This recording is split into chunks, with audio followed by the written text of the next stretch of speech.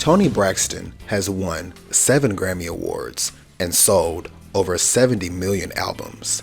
Known as a living legend, her sultry vocal stylings, iconic pixie cut, and girl next door demeanor have all become the Maryland native's trademarks. There was a time, however, when Toni was merely a member of her family group, the Braxtons, who landed a single deal with Arista Records in 1990 and released the largely unsuccessful single, The Good Life.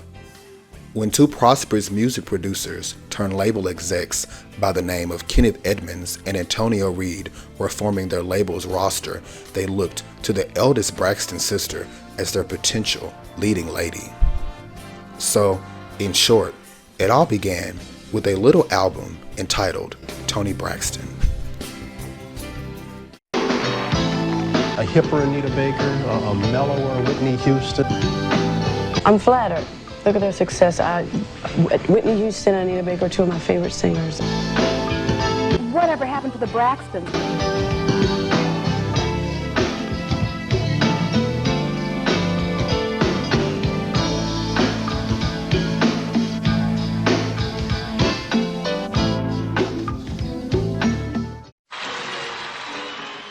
Born to an amateur opera singer, Evelyn, and a preacher, Michael, Toni Braxton grew up in a strict religious household that barred her from watching Soul Train and listening to Top 40 radio. She had 4 sisters, Tracy, Tawanda, Trina, and Tamar, and a brother, Michael. It was when the youngest, Tamar, sang for toilet paper that their mother realized that all her children could sing. Soon, they formed a group, the Braxtons, and began performing at their father's church. They gained recognition around the DMV, or tri-state area, and in 1990, they secured a deal with Arista Records, releasing a single that was a commercial flop. Welcome back to the Music Video Connection. I have with me now the Braxtons, a family of sisters from Severn, Maryland, who range in age from 13 to 23, right? Introduce them for me, Ernesto. Okay, I'm still getting the names straight, right? So, Tamar. Okay, Tamar Braxton, Tracy, Trina, Toni, and Tawanda. All right. It did catch the attention of Antonio Reed and Kenneth Edmonds, who, thanks to their work on Whitney Houston's 3rd album, were able to receive distribution from Arista Records for their label and were scouting new talent. Although all 5 Braxtons performed for the duo in 1991, they only had room for one Braxton, as they already had a girl group. After careful thought, and with her sisters in tow, she signed with the Arista-backed Atlanta-based label LaFace. Trina, Tawanda, Tamar, and Tracy would essentially be her background singers. She relocated from Maryland, where she was attending school at Bowie State University, to Atlanta, where Antonio Reed and Pebbles would transform the sheltered Toni Michelle into an artist. She began to demo records for LA and Face, as Antonio and Kenneth were nicknamed. 3 such records, entitled You Mean the World to Me, Love Should Have Brought You Home, and Give You My Heart, were written expressly for songstress Anita Baker. Upon hearing You Mean the World to Me, Anita passed on it, only saying it was a nice song. When she was presented with Love Should Have Brought You Home, she again turned the LaFace camp down as she was pregnant, but remarked that the girl singing the demos sounded fine. The Girl and 2 of those songs will be included on the soundtrack of the 1992 Eddie Murphy and Halle Berry comedy, Boomerang. Give You My Heart, which was a duet with Babyface, was released in July 1992. She shot her first music video and made her debut on the Arsenio Hall show singing the jam with Babyface.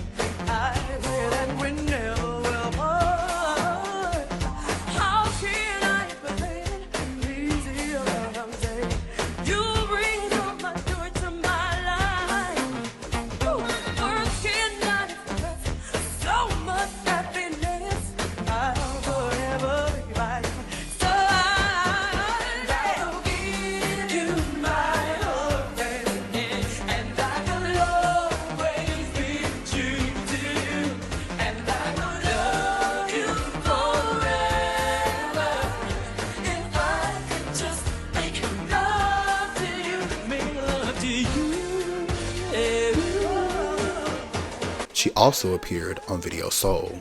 I know Mom is proud of Baby, but Baby's probably pretty proud of herself. I'm feeling pretty good. Yeah. Feeling pretty good. And you're kind of a native. We're in the D.C., Maryland area. Exactly, yes. And you're from Maryland. Yes. Yeah.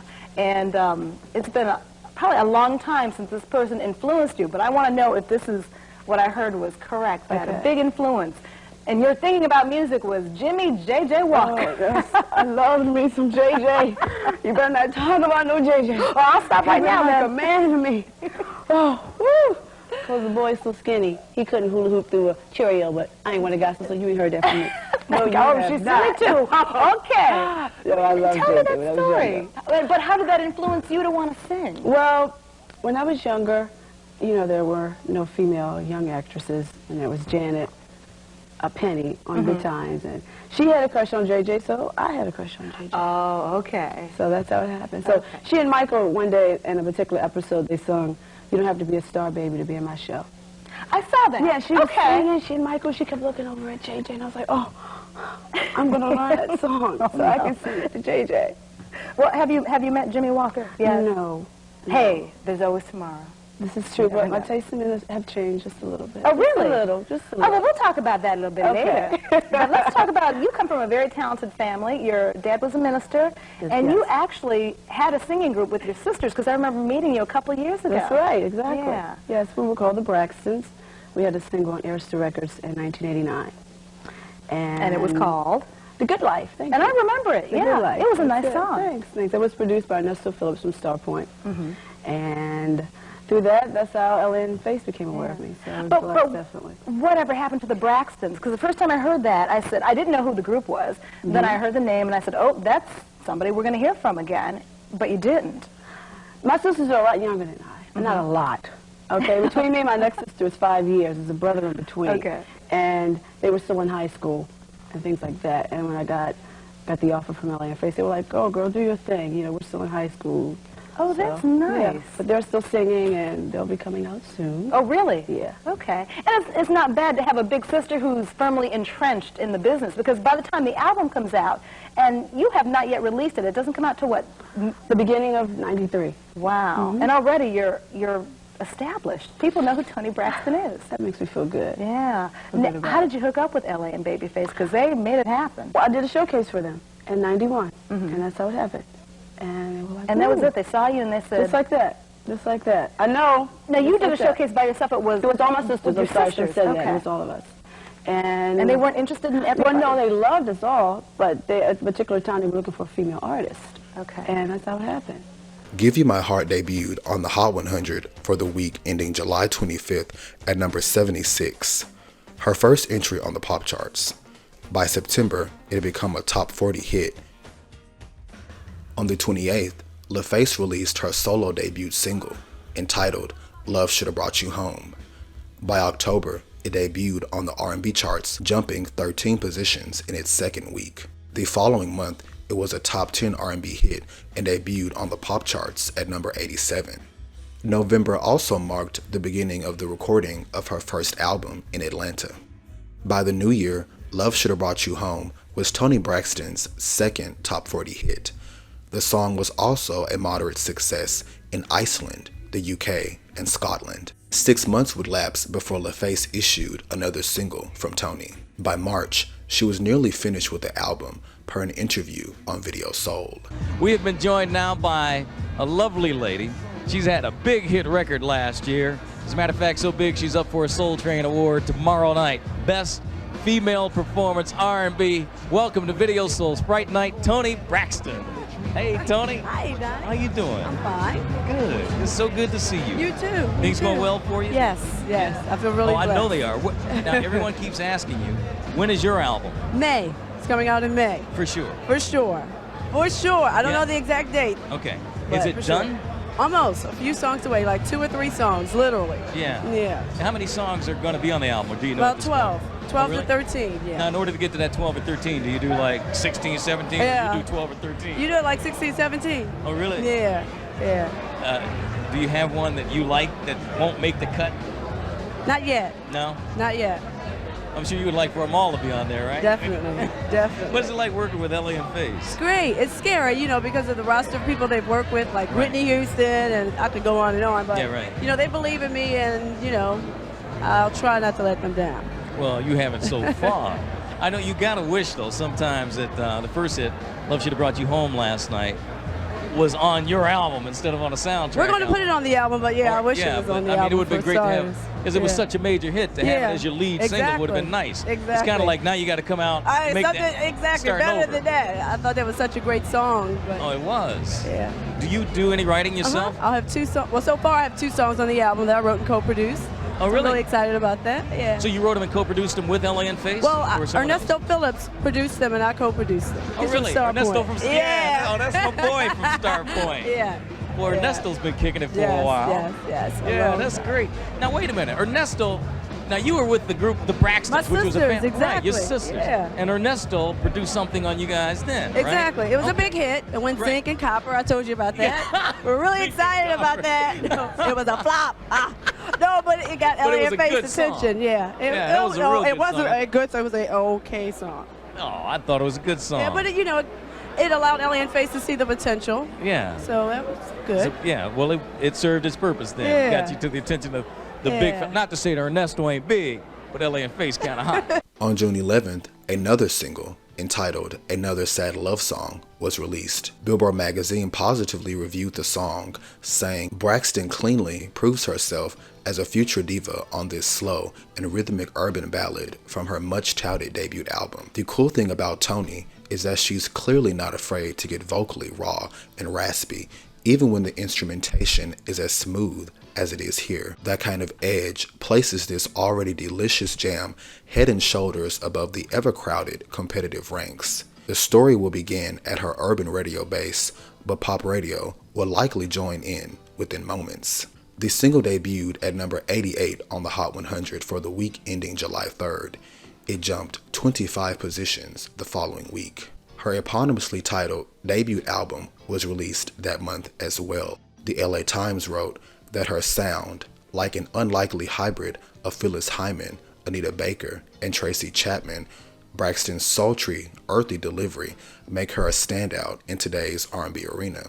Armed with impressive tunes on her debut album, Braxton really goes to town on the soul-infused Another Sad Love Song. The Chicago Tribune wrote the producing team of LA and Babyface front-loads this disc with several strong R&B ballads, particularly the first single, Another Sad Love Song, which begins with an irregular pounding drum beat that mellows a bit to meld nicely with Toni Braxton's deep, throaty growl. The market is flooded with singers who try to knock every song out of the park with over-the-top vocals.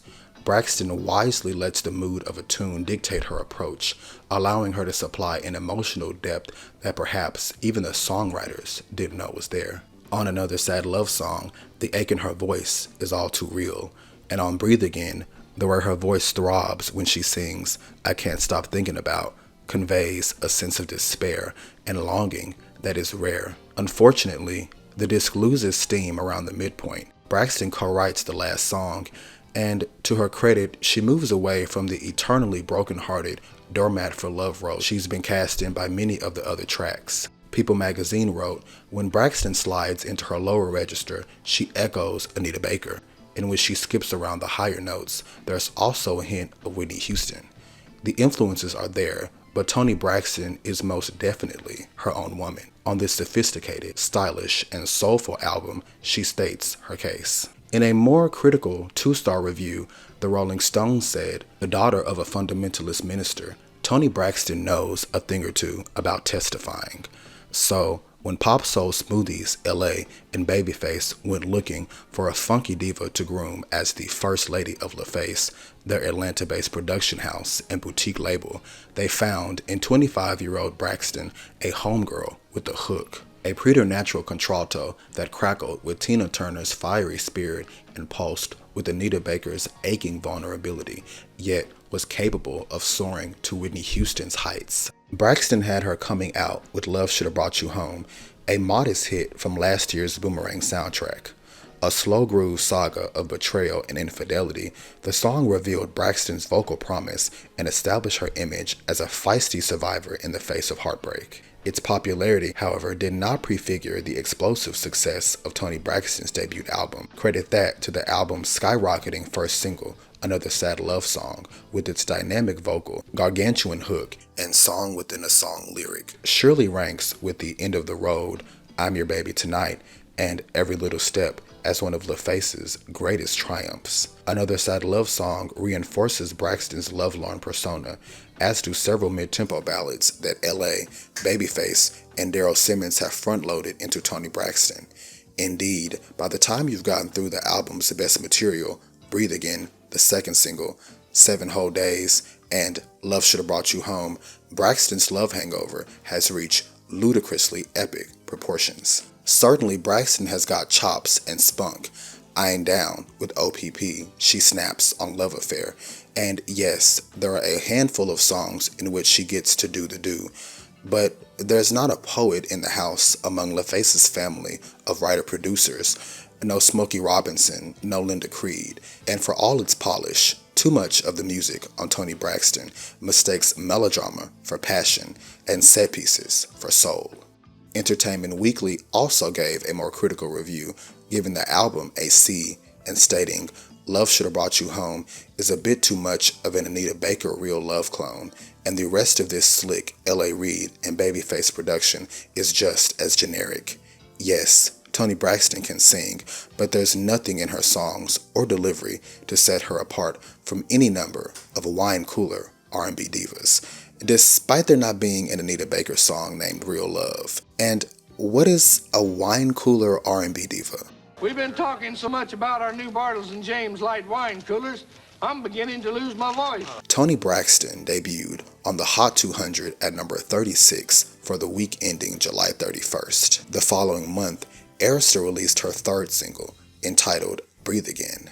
Billboard magazine's Larry Flick wrote that the latest single from Braxton's nifty debut is a yearning R&B frame ballad. Once again, her voice is expressive and moving, primarily due to an unusual willingness to let some rough-edge notes mingle with these sweet diva-like tones. Braxton's earthy personality makes her seem more accessible than a lot of other chest-pounding singers. In September, the LA Times' Dennis Hunt wrote an article in the music section about Toni with a headline that read, Leftovers are torch singer's entree to deal. The article read, As hungry as I was, I didn't mind taking Anita Baker's or anybody's leftovers, R&B singer Toni Braxton says with a chuckle. She's talking records, not food. When Baker turned down the opportunity to sing Love Should Have Brought You Home and Give You My Heart on last summer's hit soundtrack for the Eddie Murphy comedy Boomerang, Braxton got the job instead. Suddenly, R&B fans were buzzing about the new singer, whose voice has the deep, soulful quality of Baker's and the power of Whitney Houston's. So, there was a ready-made audience for her debut album on LaFace. Toni Braxton cracked the top 40 in its first week on the pop chart in July, with a boost from the single Another Sad Love Song.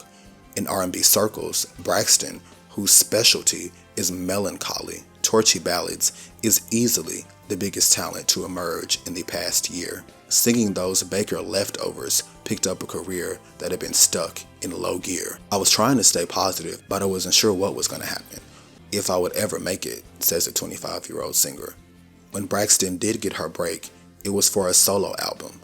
Did that cause hard feelings among the sisters who were left out and still haven't found another record deal? I felt bad about it, but they encouraged me to take the deal, she recalls. If they had been angry and resentful about it, I'm not sure what I would have done. By September 1993, Toni Braxton's debut album was already gold, per a Pop Life article in the New York Times. The article read, in part, making the greatest gain in sales this week on Billboard's top-selling albums chart is Toni Braxton's self-titled debut album, which moved up by 7 notches to number 17.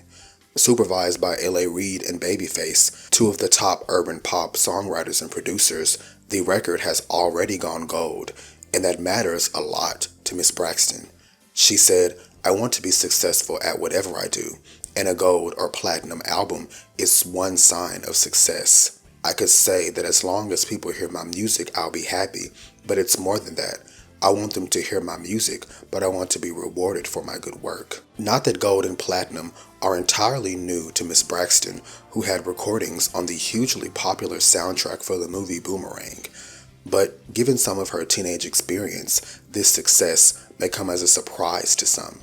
She recalls remarks like, "Toni can't sing, she sounds like a man," and her father, a minister, forbade her from listening to popular music. Nonetheless, she would sneak and turn on the radio and watch the television dance show Soul Train. She and her sisters were signed to a contract with Arista Records in 1989 as a group called the Braxtons and had a single, The Good Life. "It won zinc and copper," she said. In other words, it didn't do well, but it did get Babyface's attention. "I'm now on the right road. I feel really blessed because I know that a lot of people would kill to be in my shoes." The following month, another sad love song cracked the top 10 at number 8 before reaching its peak position of number 7 the following week. October also saw the release of 2 new singles, Breathe Again, which was available for purchase as a commercial single, and 7 Whole Days, which was a promotional offering, meaning only disc jockeys and radio stations received copies. You are number one, but then you came, broke my heart away. So you forever like you were running to. Why did it have to be this way? You were wrong, dead wrong. Tell me how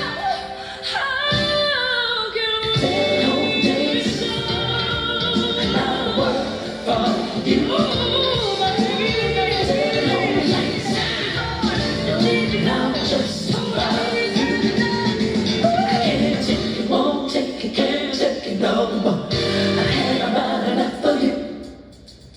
Rather be on my own, yes, on my own.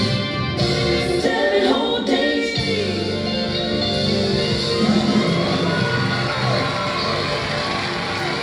Breathe Again debuted on the pop charts for the week ending October 16th at number 53. It jumped 34 chart positions in 2 weeks, and by December, it was well within the top 10. Around this time, Toni was on the road, and the Chicago Tribune published an article with the headline reading, "Good Times for Toni Braxton," and an article that read, "When Luther Vandross passed through town a month ago, it would have been only fitting for Toni Braxton to have been his opening act." But what red-blooded fan could have handled that much passion and romance in one night? Braxton, 25, is the female equivalent of Vandross, with her husky, sultry voice and sensual, emotional lyrics, and she's racking up almost as many hits on both the pop and R&B charts. Her debut solo album, Toni Braxton, has sold more than 1 million copies and is number 10 on the Billboard album chart, topping even Nirvana and Garth Brooks. The first single off that album, Another Sad Love Song, peaked at number 7, and the follow-up single, Breathe Again, is close behind. Both singles are still in the top 20. Braxton will be performing December 31st at the UIC Pavilion, and even though her first full-length album has been out only a few months, fans have been hearing her voice for quite a while. Her first solo hit, Love Should Have Brought You Home, was featured on the double platinum Boomerang soundtrack album in 1992. It was a way to introduce Toni to the public and get them ready for her solo album, says L.A. Reid, who co-produced the soundtrack, as well as Toni Braxton, along with Babyface, the other half of the twosome behind so many hit monsters, including Boyz II Men and Whitney Houston. We knew she was going to be a big star. Reid and Babyface first heard Braxton when she was in college, singing with the quintet The Braxtons, made up of Toni and her 4 younger sisters. They made a single for Arista Records in 1991. Shortly after, Reid and Babyface heard it and liked it, so they called Braxton for an audition with their fledgling label LaFace. They didn't want my sisters. It was kind of like that episode of The Brady Bunch where they want to hire Greg and not the rest of the Brady Six. Braxton jokes. But my sisters were all still in junior high and high school, so they said, "Go ahead." Braxton signed with LaFace in 1991 becoming its first female solo act. Just before she was to start working on her solo debut, however, LaFace, which by now had hitmakers like TLC in its ranks, had the chance to do the Boomerang soundtrack. She and her 4 sisters, who range in age from 16 to 21, started the Braxtons, made the single, and whomp, there it is. Now she's touring. It's absolutely important for me to perform live, Braxton explains, noting that some singers of her genre, such as Mariah Carey, seldom give concerts. I don't want to just sell records and feel like I started at the top. Then there's nowhere to go but down. I love that feeling of being on stage. It's the ultimate rush. Not only did she open for Luther, but she also went on her first national tour with Frankie Beverly and Maze, per a November 22nd Washington Post article, which read, in part, "Any way you look at it, the concert by Toni Braxton and Maze featuring Frankie Beverly at US Air Arena Sunday night was a family affair." First, there was Braxton, the extremely promising pop diva with the unusually dark and pliable voice, sharing harmonies with her 4 sisters and delighting in the reception of a hometown crowd. Though her contralto often brought Anita Baker to mind, especially during the more intimate or anguished ballads in which her phrasing was colored by husky chest tones, Braxton seemed entirely herself on stage. Unaffected and uncommonly poised, as if she were already accustomed to performing at huge arenas. She was also unafraid to expand on her recordings and invested 7 Whole Days, Breathe Again, and Another Sad Love Song with fresh emotion and nuance. She continued to earn good reviews on the road as an opener for Frankie Beverly and Maze as the tour continued into the new year. The Tampa Bay Times even wrote that Braxton's singing abilities outweighed those of Frankie Beverly. They also wrote, Braxton showed that her singing outstrips her stage presence, which isn't really a bad thing considering her voice, which stayed strong and clear through all registers. With her church-bred inflections and distinctive timbre, Braxton was the kind of performer you didn't have to see to appreciate. She occasionally managed some lively patter, but seemed more comfortable sitting and serenading, as she did during Breathe Again. Her material didn't lend itself to excessive fireworks, mostly consisting of slow to mid-tempo numbers. She opened with Give You My Heart, Love Should Have Brought You Home Last Night, and 7 Whole Days. The Grammy-nominated Another Sad Love Song, the set closer, got converted from the sultry, moody recorded version to a more upbeat funk. With the new year came Breathe Again's peak at number 3 on the Hot 100. 7 Whole Days fared well on the radio, topping the R&B hip-hop airplay chart as well as the adult R&B airplay chart. On January 6, 1994, the nominations for the 36th Grammy Awards were announced, and Toni Braxton received 2 nominations, one for Best New Artist and another for Best R&B Vocal Performance for Another Sad Love Song. On February 7th, at the American Music Awards, she was nominated for 3 awards and won 2. The following month, her album reached number 1 on the Hot 100, a feat that took 6 months. At the Grammy ceremony in March, wearing a sizzling hot dress, she won the award for Best New Artist and for Best Female R&B Vocal Performance. And the Grammy goes to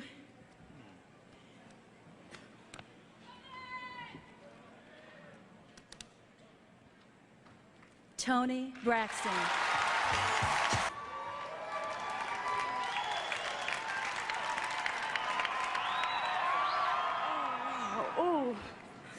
Oh, I have to thank God. Thank you, Jesus. Whew. So many people I have to thank for helping me get here. I had to do a list. I have to thank,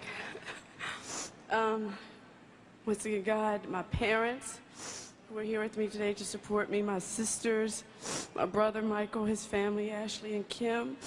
I have to thank Ellie and Face for believing in me. I have to thank Bryant Reed, Devette Singletary, Daryl Simmons, all my producers, Bill Petaway, Ernesto Phillips, Devette, Scott Folks, the entire LaFace staff, Clive Davis, thank you. Roy Lott, Rick, Doug, the entire Arista BMG staff, Alan, my band, Radio Retail, BET, MTV, VH1, Bert, Pradell, Joel, Katz, Vernon, Slaughter, everyone, they helped me get here. Thank you, Grammy voters, and you out there, thank you. Thank you so much. By this time, her album had sold 3 million copies, earning it triple platinum status. Her performance with saxophonist Kenny G was so well received that her album shot to #1 again following the live broadcast. New Grammy winner, Toni Braxton.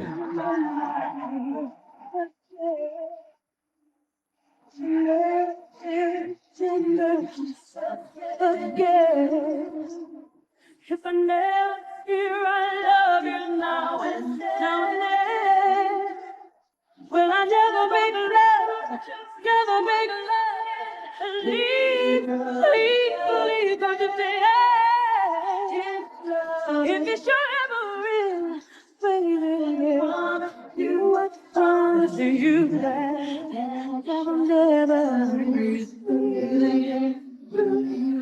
No relation,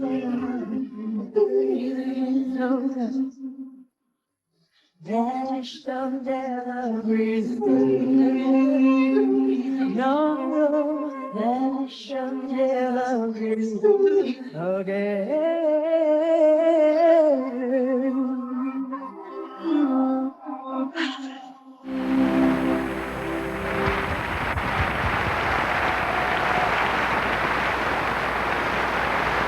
The following month, she graced the cover of Essence magazine. That month also saw the release of another single, a gospel-tinged ballad entitled You Mean the World to Me, which was released on April 21st. Billboard magazine positively reviewed the single, saying, "Recent Grammy honoree continues her budding romance with Top 40 and urban radio by issuing this warm and fuzzy ballad from her double platinum self-titled debut. Finger-popping rhythms give motion to a virtual mountain of slick synths.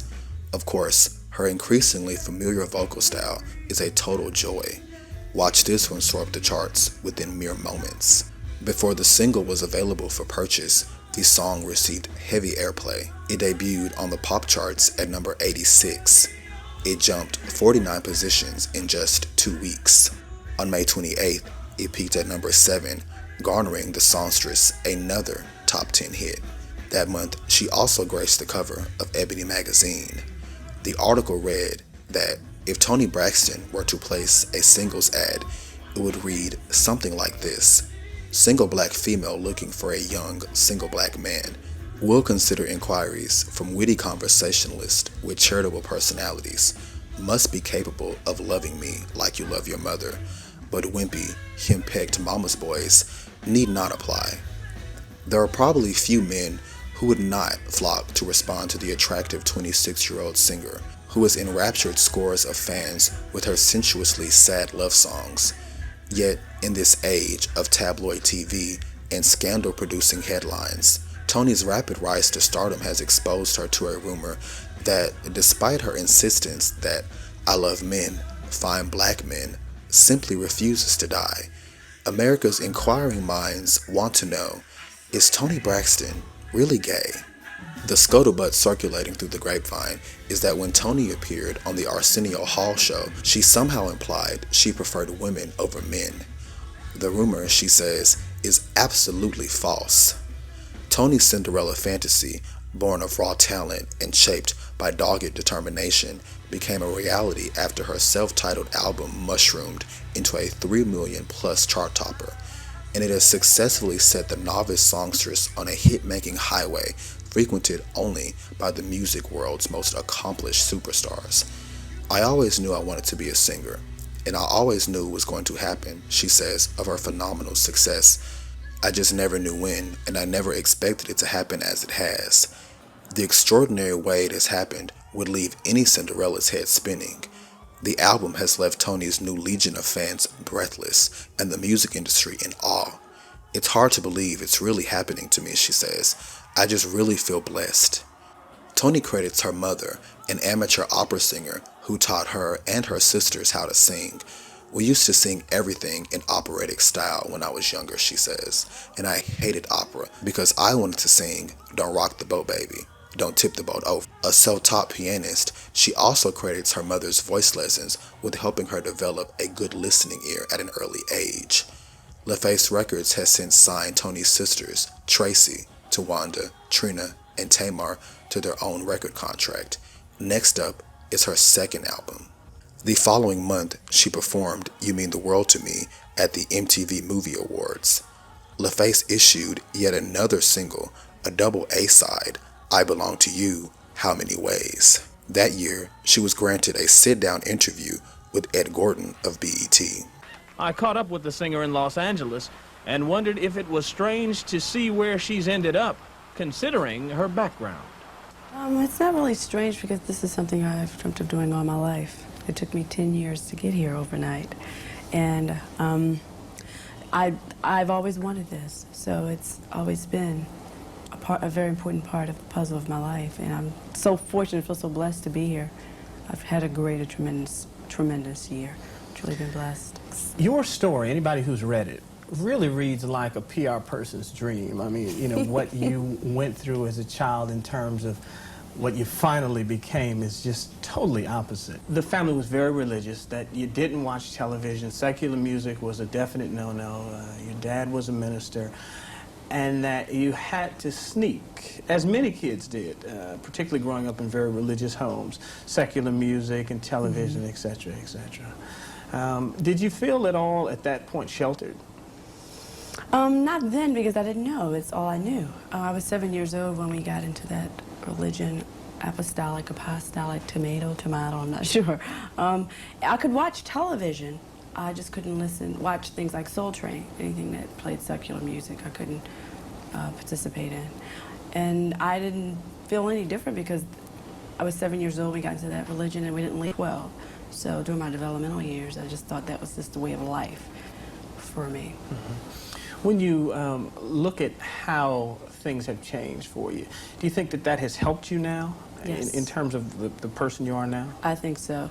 I think because I couldn't listen to secular music was taboo, I had to have it. I had to listen to it. I yearned for it. My parents would leave, go grocery shopping, and I'd sneak turn on the radio, sneak turn on the television, anything. So it became a passion to do it. Although I love gospel music, don't misunderstand me, just to sing secular, I think that aided in me, you know, becoming a secular singer. I read somewhere where on one of the occasions that you snuck and cut the radio on, you heard a few bars of Do You Know the Way to San Jose?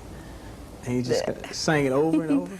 Over and over. I didn't know the words because I only got one part of the song. And then on television, I have the greatest hits of Dionne Warwick. And it was like great hits like Do You Know the Way to San Jose? And all those kind of songs. So I just, you know, that's all enough. So I know a little more now, but for years I knew that one little part, so I'd change it and make my own lyrics sometimes and things like that. Do you remember the lyric you made up? Oh, gosh. I remember this little boy, well, not little boy, he was older then. I had a crush on at church, and I'd say, I know a guy named, let's say, Ed Gordon, he's handsome. I just changed the lyrics, whatever. It's a little kid thing, so. Excellent lyric there, young lady. Excellent. One of the things I found interesting, and I want to get into the tie that you and Anita Baker seem to have as you go through life, but one of the things that I heard from Anita when we had a chance to sit down and talk is people kept talking about how deep her voice was, and people told her early on, you can't sing. It doesn't sound right. That was what you heard early on, isn't it? Yeah. So I was told I couldn't sing. Oh, gosh, she's too masculine. She sounds like Barry White. And then once Anita Baker came out, they said, okay, she sounds like Anita Baker, but she's an Anita Baker wannabe. So, of course, that was up. So it took some time before people, I should say, learned to like my voice or just liked it for whatever reason. You also had another tie to Anita in the sense that two of your biggest hits, the two songs on Boomerang, were originally penned for Anita Baker. Yes. She was pregnant during the time. You took those songs. Did you find that ironic that you followed her and, you know, the middle of yours and here you are? Yes. When we originally did Give You My Heart, they said, this is for Anita Baker and Face. It's like, okay, Toni, we need you to do the demo. Okay, then it was Love Should Have Brought You Home. Actually, You Mean the World to Me was for Anita Baker, too. But actually they did that before Love Should Have Brought You Home. And she's like, oh, that's a nice song, but write me another one. Let me hear another one. So that's when LaFace wrote Love Should Have Brought You Home. So, ta-da, here I am. But are you at all bothered by how particularly American press needs to compare people to others? No, it doesn't bother me at all. I mean, to be compared to Whitney Houston or Anita Baker, I mean, I'm flattered, of course. But I'd like in the future, if I'm blessed to have a career, people can say, oh, the newest girl sounds like Toni Braxton. How hard has it been for you to really deal with the tremendous, phenomenal success that you've seen this year? I mean, 2 years ago, you were really, literally, completely unknown to most of America, and now you're a household word. Ah. I've been dealing with it well because I'm so grateful and so thankful for God for my talent. And it took so many people to help me get here. And I know that should I think it's all about me, I mean, God can take this from me at any time. And I've only had one album, and so many artists have had successful first albums and you've never heard from them again. So as I say, I'm an exception to that rule, but I'm going to try to do everything I can to ensure a career, but there are no guarantees, you know? How frightening is that for you? Very, very, very. Because there are no guarantees, as I said before. And, I mean, there are artists that I've heard the first album, like, oh my God, they're great, and you're like, okay, they're going to be around forever. And the second album or the third album, it's like, it doesn't happen. And it's not to say they don't have great songs or they're not great vocalists, it's just for whatever reason, it doesn't happen all the time. 2 Grammys, Soul Train Award, American Music Award, over 4 million albums sold, quadruple platinum. When you look at all that, what's your favorite thing that you received this year? Gosh, they're all equally important. But I was it was so ironic to receive the Soul Train Award because that was something I couldn't watch as a little girl and got in to win, not 1 but 2, an Album of the Year. That was very special to me, very special. So I teased my mom, said, Mommy, look, look what I have. She just started laughing. So that's probably the most special award to me because it was part of my struggle to get here. Hate it with the passion. Like, okay, Toni, suited it. And I go, oh, dang. All right, okay. You know, I don't know why. Because it's so redundant for me to do it over and over and over. Okay, all right. You know, that's not my favorite part. My favorite part is performing on stage. That's where I get my high, my Demerol, I'll say. You know, it's like a person who's a bungee jumper. They jump off the building. I call them adrenaline junkies. The same feeling they have, I identify that I have the same feeling when I perform. The crowd, when they applaud. And it's a wonderful feeling when someone comes up to you and says, Toni Braxton, I love you. Like, oh, thank you. It's a wonderful feeling. It's really wonderful. So that's my high. Question. One of the things that is interesting, we talked about acting, and I still haven't figured this one out. You said you used to watch Good Times. Oh, yes. I love me some JJ. Yes, I did. And you identified with Janet Jackson's character, Penny. Yes. But you, as you say, had a crush on Jimmy can you believe Walker. That? I did. And lesser known, Huggy Bear. Oh, he was so cool, wasn't he? I don't know. Talk to me about that a little bit? My taste has changed a little, but I loved JJ and Huggy. But JJ was so cool. You know, I really never liked the Dynamite, but I did like the Chill Out. You know, that was so cool. But you know what? A lot of girls had a crush on JJ. They just, like, I'm not going to tell her. Yeah, Wesley did send me flowers on a few occasions, and that's true. He's a very nice guy, very handsome guy, very talented actor, and I was very flattered to receive it from him. Very, can't lie. Even though she's been wooed by Wesley Snipes and she's basking in her tremendous popularity, there is a downside to this kind of fame.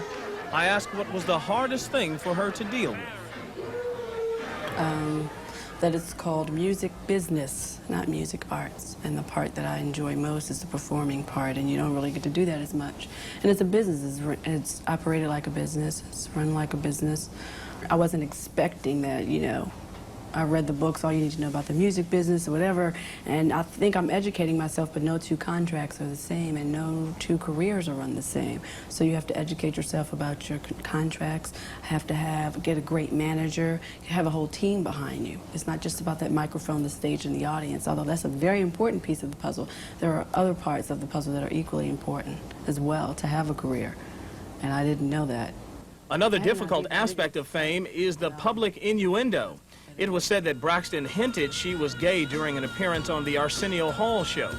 I wondered, was it hard for Braxton to deal with this rumor?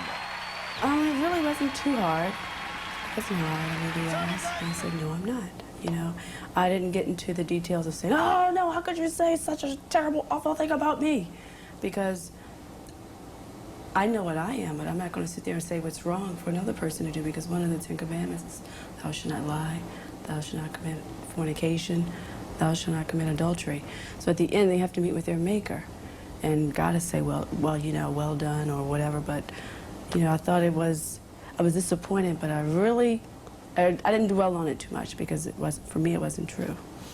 Were you at all amazed how quickly a rumor can go across the country? Yeah, I was. I'd heard, you know, people came and said things to me. I was like, oh, God, how could I say, oh, well, whatever. Well, I've never done panel on Arsenio. I got on Arsenio Hall and I said something about it.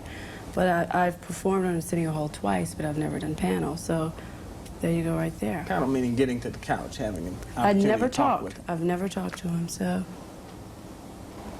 How hard is it for you now to develop friendships? I know a lot of people who are where you are right now, starting to attain fame and the like, really kind of shy away from people because you do get people who just latch on because you're Toni Braxton, the singer now, versus just wanting to be Toni Braxton's friends. Not really, Lyria folks. For me, a friend is, when I meet a person, it takes a long time for them to get that title of friend for me. And I have my same friends I had from elementary school and that I met in college. And they're my friends. They're people I meet and we're cool like that, I'll say. We may hang out, go out to eat or something like that, go shopping, but I really don't, for my age, being as old as I am, 26, that's old, but sometimes I feel old. To bring anyone else in my life to be a friend, that would take just as long as it has taken for my friends now to become my friends. In fact, one of Braxton's old friends was the inspiration for one of the songs on her album. Though it is a dubious storyline, it tells of an ex-boyfriend who started dating Braxton's best friend immediately after breaking up with Toni. This is a true story. It was therapeutic writing it, and, you know, it's kind of my way of getting back at him. My girl was my girl. She was like my best friend, you know, and the guy, oh, 10 of them, you know. So my way of getting back at him, sort of. Have you seen either one of them since your success? I've seen my girlfriend, and she and I, we're still okay. We'll never be best friends anymore, of course, but she's, you know, I still talk to her on occasion. How you doing? What's been up, you know? But him, oh, God, if I saw him, shoot, I'd probably run over him, probably. Haven't you wanted to call him, though? No, I don't know. I couldn't call him, no. Lastly, we talked about her future. What Toni Braxton hopes to become. You said that in one interview you wanted to be known as an entertainer, not just a singer. Yeah. Is that where you want to end up being? And you noted Barbra Streisand, Diana Ross, etc., etc. That's the class you want to be in. Lofty company, but that's what you're shooting for? Yes. I'm aiming. Definitely. Why is it important to be more than a singer? Each his own, but for me, it's just, I love singing, I enjoy singing, but I want to broaden my horizon and explore other parts of the entertainment field other than just singing. So it's a personal goal for me. It's like, okay, plan A was to be a singer. Plan B would have been a school teacher. Went to Bowie State University. And I would have taught elementary education, but I wouldn't have stopped there. I would have wanted to become principal. From there, I'd be a professor at a university and perhaps president of the university. So my mom always taught me, whatever you want in life, aim high. Toni Braxton was so popular that Arista put together all of her music videos on VHSs and DVDs and called it the Hit Video Collection. As the holidays neared, Toni appeared on the TV special Christmas at Home with the Stars, where she visited an LA homeless shelter for kids and performed for them. In cities like this across the country, people are gathering to spend the holidays at home. But as we know, not every American has a home to go to. That's why we've come here, to the Los Angeles Mission, to share some Christmas spirit with children who are homeless at this holiday time. When I was a little girl, my family and I were entertained at shelters and community centers every Christmas. My parents passed down to my sisters and me a concern for less fortunate people. And even when we asked Santa for our own gifts, we were taught to think about those who might be getting no presents at all. Your heart can't help but go out to these beautiful children, but you have to put on your best face, because what they really need is love and laughter in their lives. What's your name? What do you want to be when you grow up? I'll be a Santa like you. Oh, thank you, thank you, thank you. These children have a special relationship with the Los Angeles Mission. They are among hundreds who come here weekly for food, clothing, and special activities. Many of them live with their families in overcrowded hotel rooms in the downtown Los Angeles area. And although they presently lack homes, they certainly don't lack spirit. What's your name? Hashim. How old are you? 4. You're 4? You're 5? What do you want to be when you grow up? A doctor. A doctor. What kind of doctor? An eye doctor. An eye doctor, really? Well, that's great. What's your name? Joanna. Hi, Joanna. Well, can I get a hug from you? Thank you so much. Oh. Tell me, what would you do if you were president? What would you do? If I was president, I'd like to get more policemen out on the street to stop the gangs and the violence. Very good answer. Can I have a hug from you, too? Although we've brought gifts to the mission, the best gift I can give anyone is a song.